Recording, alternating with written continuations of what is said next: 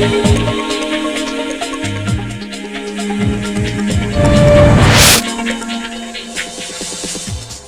বিলাল, দীর্ঘ একটা বছরের মতোই গেল রে বিলাল, আমি নবীর রওজা শরীফের কিনারা তনে গেলাই আমার দেখা তাইলাই না।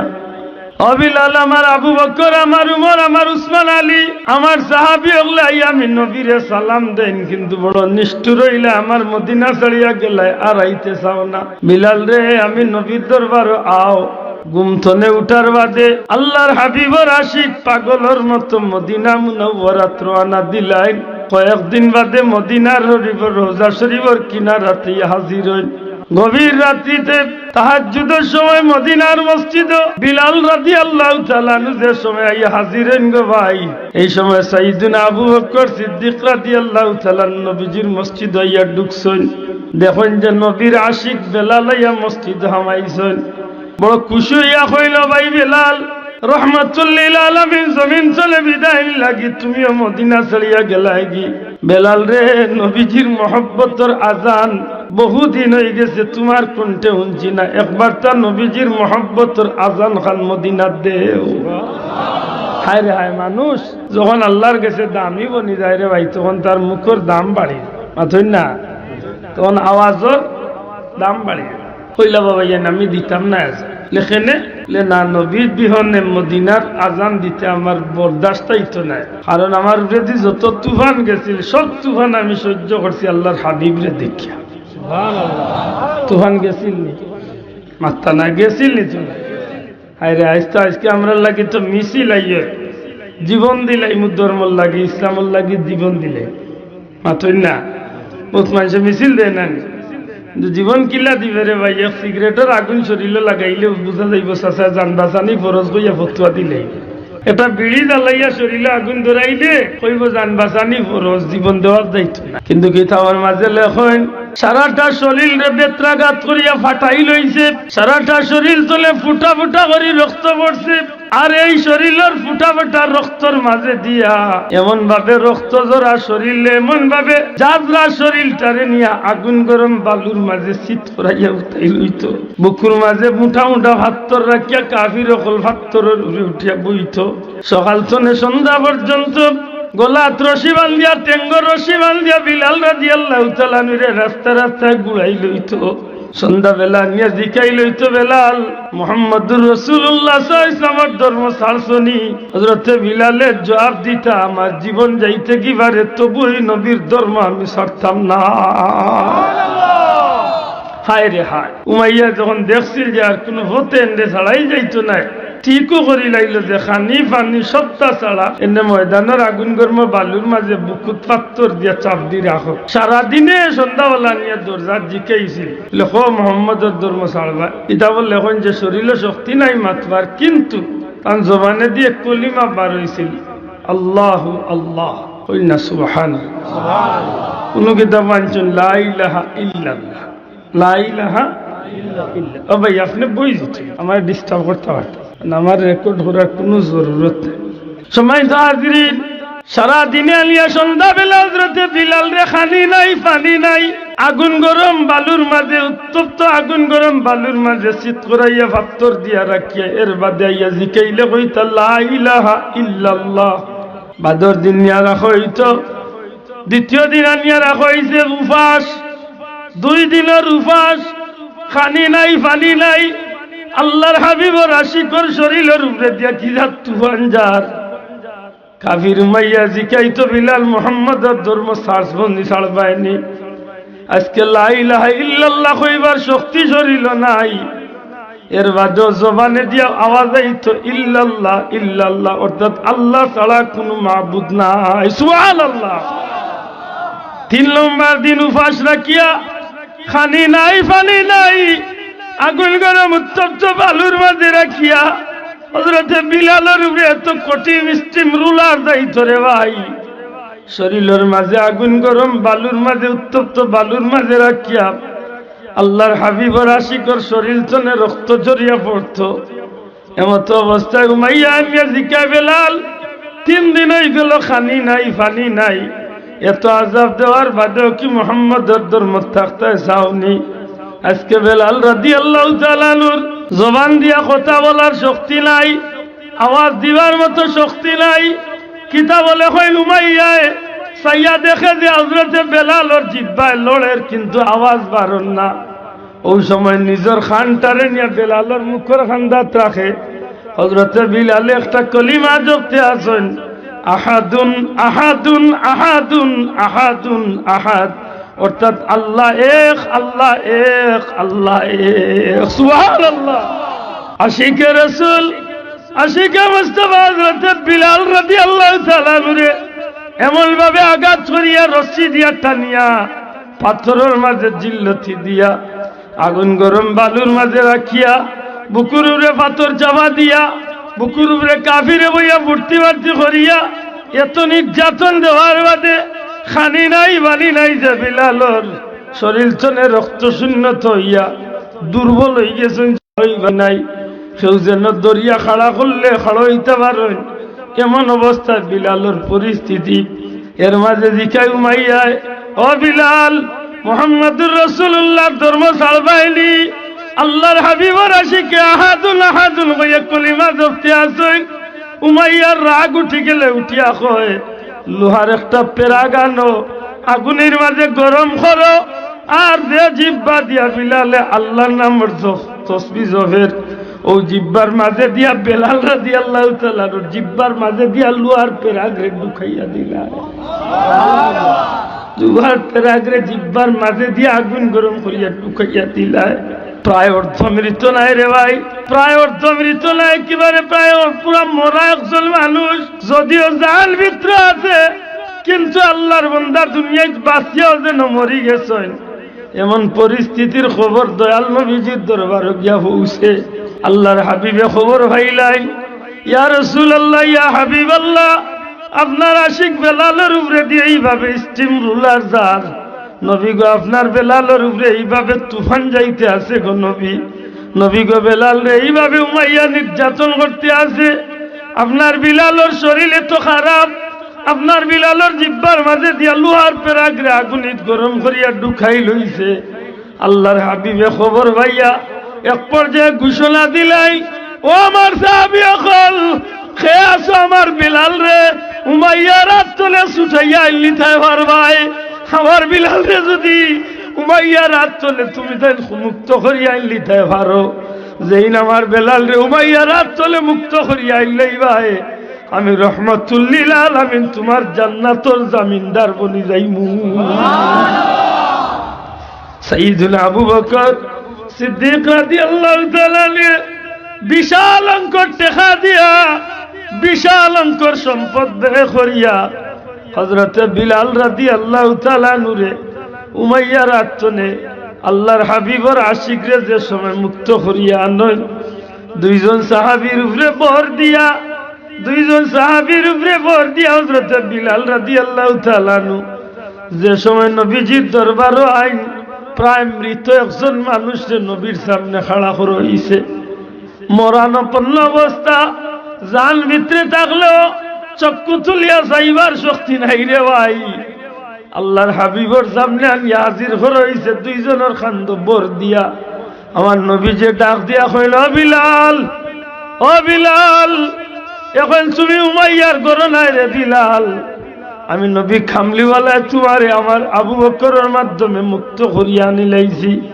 বেলাল রে, আমি নবী জানতাম যে আর রে বেলাল, তোমার জানোর অবস্থা কিতা, তোমার হাল হকিকত কিতা, তুমি কি অবস্থায় আছো? হযরতে বিলাল যেই মাত্র খালি নবীজির জবানের কথা উলইল, সাথে সাথে ডাক দিয়ে জবাব দিল, ইয়া রাসূলুল্লাহ, ইয়া হাবিবাল্লাহ, নবী গো, আমার জীবনে যত তুফান গেছে গো নবী, উমাইয়া আমার উপরে যত নির্যাতন চালাইছে, আল্লাহর কসম নবী গো, আপনার আওয়াজ উনার বাদে আর আপনি নবীর চেহারা দেখার সাথে সাথে আল্লাহর জমিনের সমস্ত কষ্ট আমি ভুলি গেছি। এত আশিক আসলা এই জমিনের মাঝে হযরতে বিলাল রাদিয়াল্লাহু সুবহানাল্লাহ। যে সময় মদিনাত ফিরিয়া ইসলা সাহাবা ইকরাম আজমাইন অনুরোধ করছিলেন যে ভাই আজানটা দেও রে, কইলেন না, অনুরোধ করিও না, কারণ আমি আজান দেওয়া ইচ্ছি নবীজির হুকুম।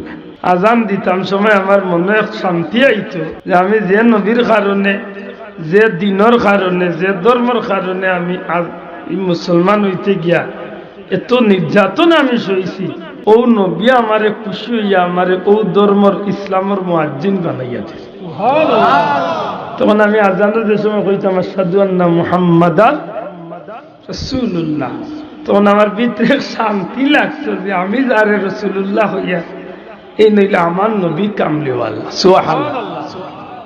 ও নবীর সাহাবী হল একামত খাড়া হইয়া, নামাজের একামত খাড়া হইয়া আমি বিলালে যখন একামত দিতাম তখন আমি আশহাদু আন্না মুহাম্মাদুর রাসূলুল্লাহ হওয়ার লগে লগে আমি আমার শাহাদাত আঙ্গুল দিয়ে আমার সামনে দিয়ে আমি ইশারা দিতাম আর ও কথা কইতাম আশহাদু আল্লা মুহাম্মাদুর রাসূলুল্লাহ, অর্থাৎ আমি বুঝাইতাম আমি যে নবীর নাম এখন আমি একামত হইয়া এই নামি বেলালের সামনে যায় নামাজের মাঝে ইমামতির মুসল্লাতে খাড়া, আমি একামত দিতে ইশারা দিয়া বুঝাইতাম আমি যে নবীর নাম লইয়া নবী আমার সামনে খাড়া।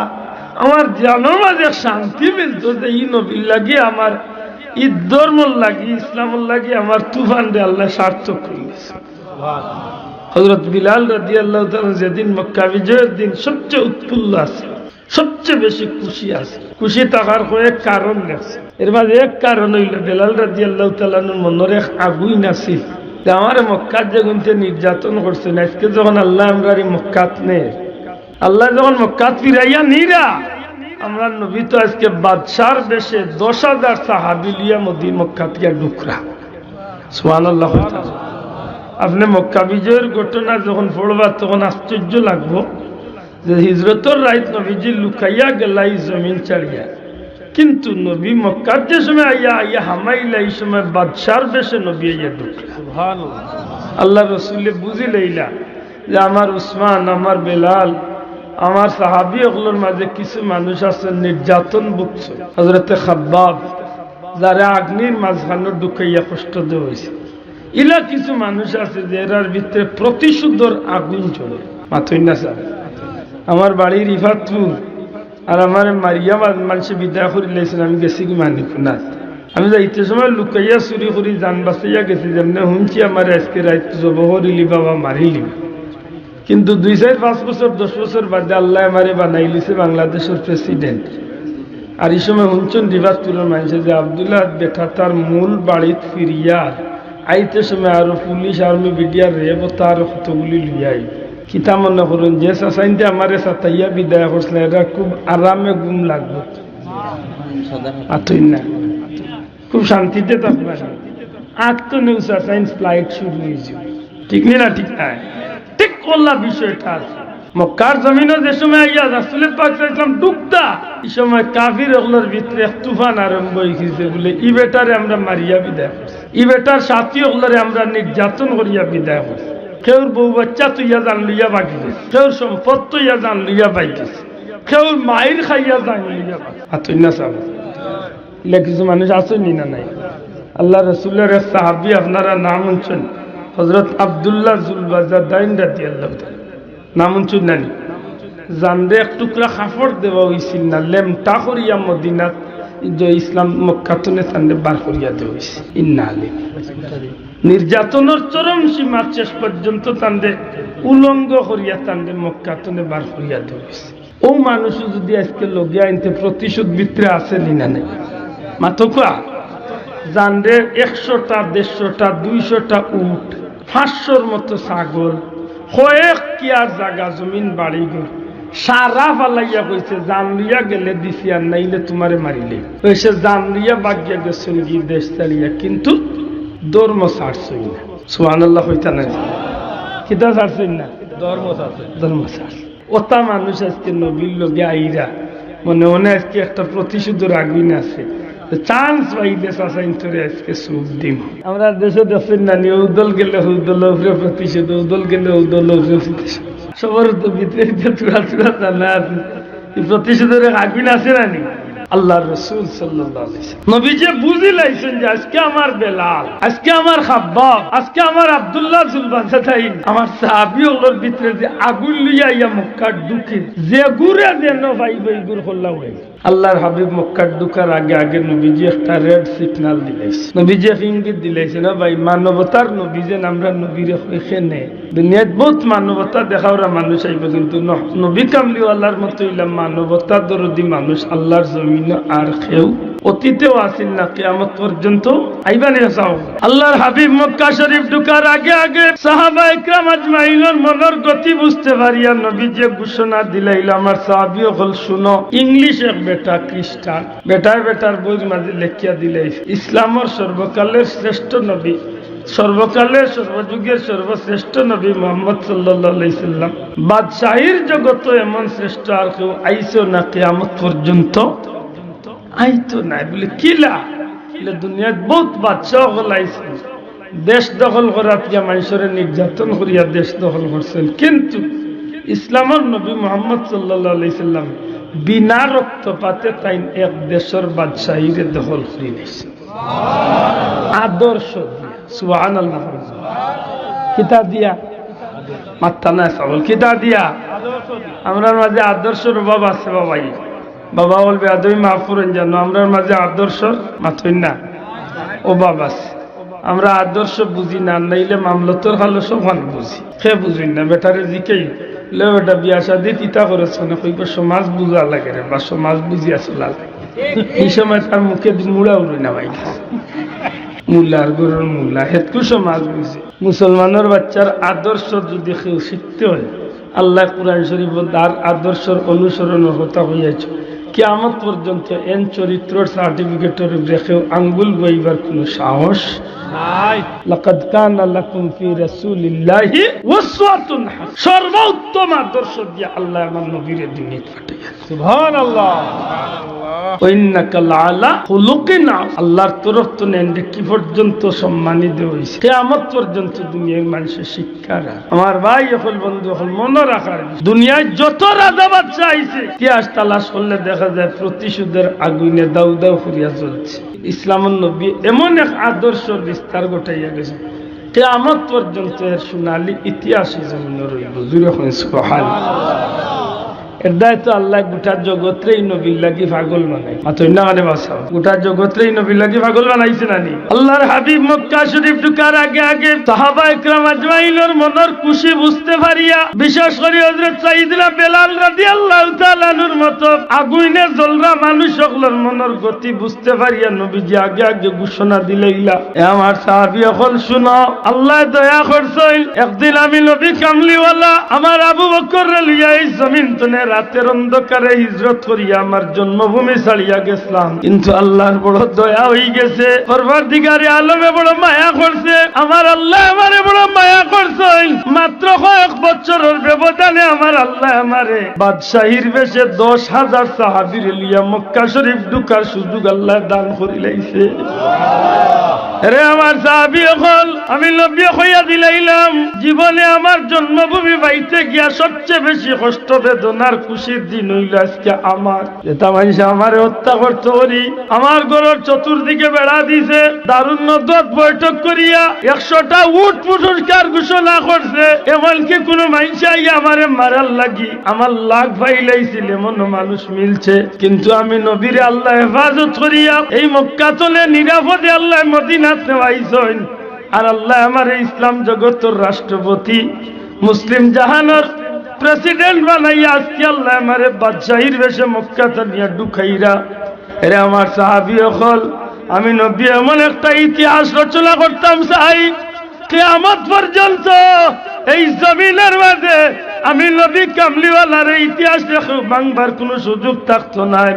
আমি নবী হইলাম সবে তুমি তাই আমার কথা খান মন দিয়া শুনো, আজকে আমরা মক্কার ঢুকমু, কোন মহিলার উপরে আমরা হাত তুলতাম নাই, কোন বৃদ্ধের উপরে হাত তুলতাম নাই, কোন বাচ্চার উপরে হাত তুলতাম নাই, এমনকি খানায় কাবা শরীফের গিলাফের ভিতরে আল্লাহর ঘরের মাঝে কেউ আশ্রয় লই নিলে তার উপরে হাত তোলা যাইতো না, অর্থাৎ মারা যাইতো না। এমনকি মক্কার বড় বড় মানুষ হোক এক বেঈমান হোক একটা কাফির কিন্তু এলাকার সম্মানী মানুষ। আবু সুফিয়ানের মতো মানুষের করো কেউ বুঝু গিয়া সম্মানী মানুষের করো জান বাঁচাইলায়, কি মানুষের উপরে নির্যাতন করা যাইতো নাই। হযরতে বেলাল রাদিয়াল্লাহু তাআলার মতো সাহাবী, হযরতে আব্দুল্লাহ যুল বাদালাইনের মতো সাহাবী, হযরতে খাব্বাব রাদিয়াল্লাহু তাআলার মতো আগুইলে জ্বলরা সাহাবী নবীজির এই ঘোষণা শোনার লগে লগে মমর মতো গলি গেল আর কইরা হায় রে হায়, দুনিয়ার জমিল বহুত মানুষ আইব রে, কিন্তু আমার নবী কামলিওয়ালার মতো এমন আদর্শ মানবতার নবী জমিন আর আইতা না। কিয়ামত পর্যন্ত ইতিহাস রচনা হয়ে গেল।